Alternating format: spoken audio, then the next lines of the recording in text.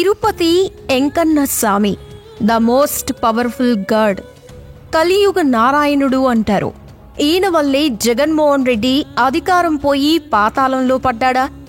దేవుళ్లతో పెట్టుకున్నందుకే జగన్ దారుణంగా ఓడిపోయారా? రాముల వారి విగ్రహం తల నేలపడిన పాపమే జగన్మోహన్ రెడ్డిని 11 సీట్లకి పరిమితం చేసిందా? ఊరేగింపు రథం మంటల్లో బూడిదవుతుంటే చూసి ఊరుకున్నందుకే ఆయన పార్టీ దారుణమైన వైఫల్యాన్ని మూటగట్టుకుందా? అధికారంలో ఉన్నప్పుడు జగన్మోహన్ రెడ్డి చేసిన ఆకృత్యాలే అతన్ని ఓడించాయా? ఏది నిజం, ఏది అబద్ధం? కర్ణుడి చావుకి కారణాలు సవాలక్ష అంటారు. అలా ఆంధ్రప్రదేశ్ 2024 సార్వత్రిక ఎన్నికల్లో వైసీపీ దారుణమైన ఓటమిని చవిచూడడం వెనుక కూడా సవాలక్ష కారణాలున్నాయి. నిజానికి 2019లో 151 సీట్లతో అఖండ విజయం సాధించి తెలుగుదేశం పార్టీని కేవలం 23 సీట్లకి పరిమితం చేసిన వైసీపీ 5 ఏళ్లు తిరిగేటప్పటికీ 23 కన్నా తక్కువ సీట్లు అంటే 11 సీట్లకి పరిమితమవ్వాల్సి వచ్చింది. మరో ఆశ్చర్యకరమైన విషయం ఏంటంటే, ఇంతటి దారుణమైన ఓటమిని చవి చూసినప్పటికీ ఆత్మవిమర్శ చేసుకోవాల్సిన సమయంలో ప్రజలకి ఇంత పెద్ద ఎత్తున ఉచిత పథకాల కింద డబ్బును అందించినప్పటికీ ఎందుకు ఓడిపోయామోనని పార్టీ అధినేత వైఎస్ జగన్మోహన్ రెడ్డి అంటూ ఉండగా, మరోవైపు ఆ పార్టీ నాయకులు, మాజీ మంత్రులు ఏ మాత్రం తగ్గకుండా రెచ్చిపోయి కూటమిపై ఆవకాలు చవకాలు పేలుతున్నారు. మొత్తానికి వైసీపీ నాయకుల్లో ఓడిపోయామని ఫ్రస్ట్రేషన్ గా అనిపిస్తోందన్న మాట సర్వత్రా వినిపిస్తోంది. ఇక మొదట్లో మనం చెప్పుకున్నట్లుగా ప్రజాపాలనలో వైసీపీ చేసిన పొరపాట్ల విషయాన్ని పక్కన పెడితే దేవుళ్ల జోలికి వెళ్లడం కూడా వారి ఓటమిలో ప్రధానమైన కారణంగా అనేక మంది బహిరంగంగానే చెప్తున్నారు. ఇక్కడ మనం ఓ ముఖ్యమైన విషయం గురించి చెప్పుకోవాలి. అదేంటంటే, పాలకులు వ్యక్తిగతంగా ఏ మతానికి చెందినవారైనా ప్రజల్లో కుల మతాల మధ్య ప్రశాంతత దెబ్బతినకుండా చూడాల్సిన బాధ్యత వారిపై ఉంటుంది. కానీ వ్యక్తిగతంగా తమ వ్యతిరేక కుల మతాల పట్ల పాలకులుగా సైతం కక్ష ధోరణి కనబర్చటం సబబు కాదు. వైసీపీ అధినేత వైఎస్ జగన్మోహన్ రెడ్డి వ్యక్తిగతంగా క్రిస్టియానిటీ మతాన్ని స్వీకరించిన వ్యక్తి అనేది అందరికీ తెలిసిందే. అది ఆయన తాతగారైన వైఎస్ రాజారెడ్డి హయాం నుండి వచ్చిన సంస్కృతే. అందుకే అది ఆయన వ్యక్తిగతం వరకు పరిమితం కావాలి.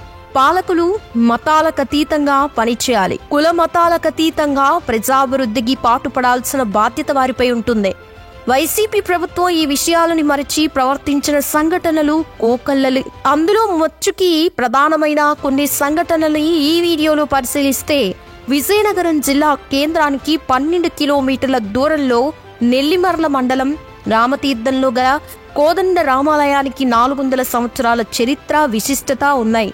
ప్రధాన ఆలయంతో పాటు అదే ఊరిలోని బోడికొండపైన దేవతామూర్తులతో ఆలయం ఉంది.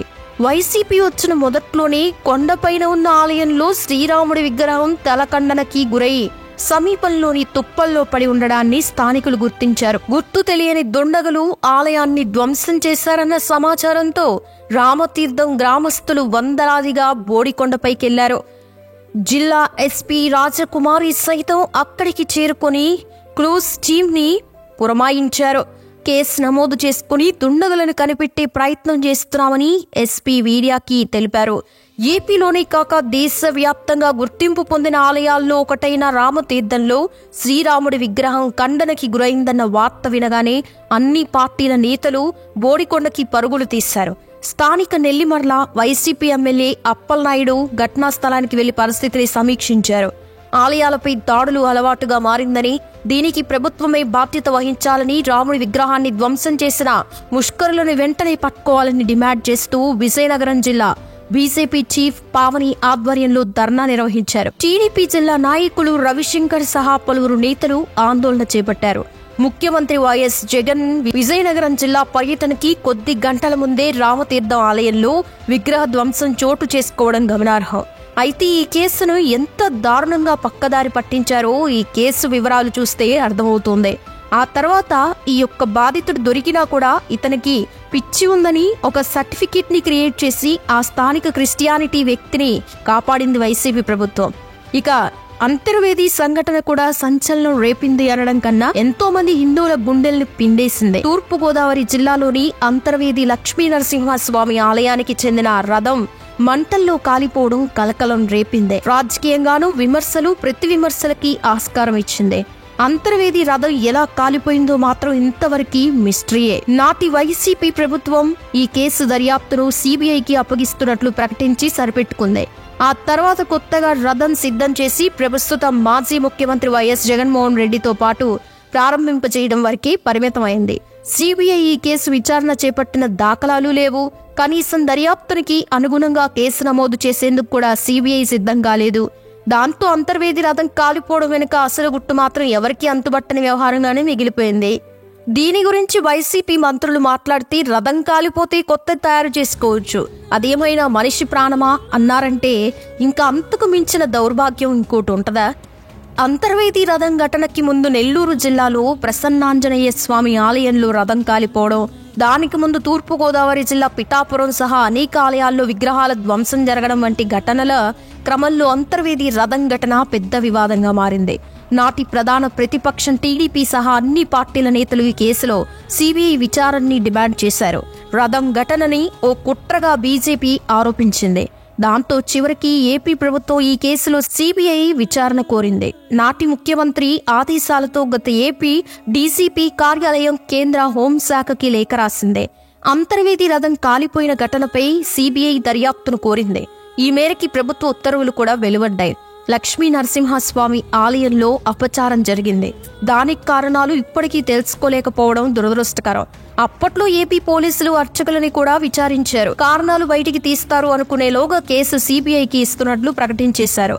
దాంతో ఏం జరిగిందన్నది అంతుపట్టడం లేదు.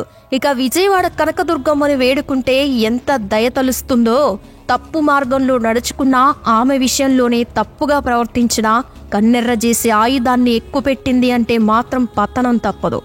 జగన్ హయాంలో కనకదుర్గ ఆలయంలో ఆభరణాలు చోరీకి గురయ్యాయి. ఈ విషయాన్ని సైతం వైసీపీ ప్రభుత్వం సీరియస్ గా తీసుకోలేదు. అంతేగాక ప్రపంచ వ్యాప్తంగా ఉండే హిందువులు అంతా కలియుగ దైవం శ్రీనివాసుడు వేంచేసి ఉన్న తిరుమల తిరుపతిని ఎంత పవిత్రంగా కొలుస్తారో చెప్పనవసరం లేదు. అలాంటి 7 కొండలపై వైసీపీ హయాంలో జరిగిన అపచారాలు అన్నీ ఇన్ని కావని చెప్పాలి. నిజానికి తిరుమల విషయంలో జగన్ తండ్రి డాక్టర్ వైఎస్ రాజశేఖర్ రెడ్డి సైతం తప్పుడు ఆలోచనలు చేశారని మాటలు అప్పట్లో జోరుగా వినిపించాయి. నిజానికి తిరుమలకి 6 కొండలు చాలని 7వ కొండపై చర్చి నిర్మాణానికి ఆయన ఆలోచన చేశారని గుసగుసలు గట్టిగానే వినిపించాయి. ఇక జగన్ ముఖ్యమంత్రిగా ఉండగా సాక్షాత్తు తిరుమల కొండపై క్రైస్తవ మతానికి సంబంధించిన కరపత్రాలు బయటపడడంతో కలకలం రేగిందే. కొండపైన బలవంతపు మత మార్పిడులకి గుట్టు చప్పుడు కాకుండా ప్రయత్నాలు జరిగాయనే ఆందోళనలు కూడా వినిపించాయి. అంతేకాక క్రైస్తవ మతంలోకి మారిన భూమా కరుణాకర్ రెడ్డిని టీటీడీ అధికారిగా నియమించటం, అలాగే పుష్కరాల సమయంలో నీటిలో దిగినప్పుడు జగన్ మెడలో సిలువ ఉన్న గొలుసు కనిపించటం లాంటివెన్నో అనేక మంది హిందువుల మనోభావాల్ని దెబ్బతీశాయి. అయితే హిందూ మతానికి చెందిన అనేక మంది భక్తులు మాత్రం రామతీర్థం, అంతర్వేది, కనకదుర్గ, తిరుపతి పుణ్యక్షేత్రాల ఉసురు జగన్ కి తగిలింది అంటూ బహిరంగంగానే మండిపడుతున్నారు. ఏదేమైనా ఇప్పటికైనా జగన్ తాను చేసిన తప్పిదాలని గుర్తించి ఆత్మవిమర్శ చేసుకుంటే బాగుంటుందనే అభిప్రాయం సర్వత్రా వినిపిస్తోంది. అలాగే 7 కొండలు సెట్ తన ఇంటి దగ్గర తాడేపల్లిలో వేసుకుని 5 కోట్ల రూపాయల ప్రసాదనాన్ని వృధాగా చేసిందే కాకుండా తన భార్య ప్రసాదం తినకుండా టిష్యూ పేపర్లో చుట్టి చెత్తబొట్లో వేయడం కూడా హిందువుల మనోభావాల్ని దెబ్బతీసింది. ఇవన్నీ చూస్తే జగన్మోహన్ రెడ్డికి తగిన శాస్త్రి జరిగిందనడంలో ఎలాంటి సందేహం లేదు. అలాగే రాబోయే నాయకులు, ప్రస్తుతం పాలిస్తున్న నాయకులు కూడా ఇలాంటి వాటిని ఖండించి ఇలాంటి వాటి జోలికి పోకుండా అవసరమైతే హిందూ మతాన్ని పునరుద్ధరించి బాగుపరిచే విధంగా ప్రయత్నాలు చేయాలి. అలాగైతేనే అందరికీ మనుగడ. హిందువులు మత్తు నిద్రపోతున్నా దేవుళ్ళు నిద్రపోరు, ఇది గమనించాలి. పాపాలు పండినప్పుడు తగిన శిక్షలు పడతాయి. చూశారుగా ఫ్రెండ్స్, దీనిపై మీ అభిప్రాయాన్ని కామెంట్స్ రూపంలో తెలియచేయండి. వీడియో నచ్చితే లైక్ చేయండి, షేర్ చేయండి, ఛానల్ని సబ్స్క్రైబ్ చేసుకోండి. Thanks for watching.